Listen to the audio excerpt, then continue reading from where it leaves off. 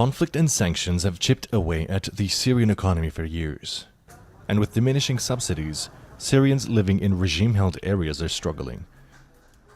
But for Syrians living in opposition-held areas, where subsidies don't exist, the situation can be a lot more desperate.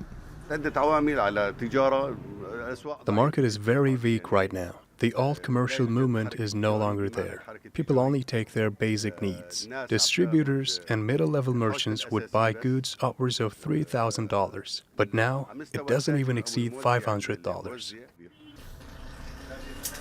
The Syrian regime approved a $5 billion budget for 2022, about 30% less than the previous year, and a similar decrease when compared to the year before that.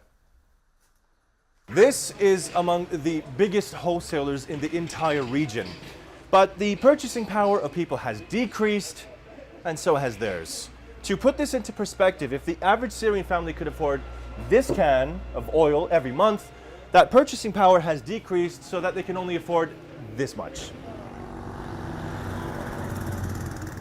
The World Food Programme says the food security situation in Syria has deteriorated significantly over the past 2 years. With high global inflation and increasing fuel prices, it estimates almost 10 million people are food insecure.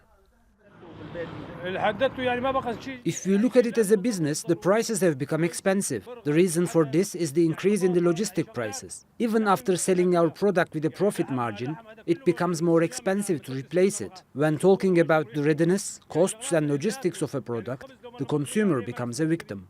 From wholesalers to shoppers, everyone in Syria seems to be struggling.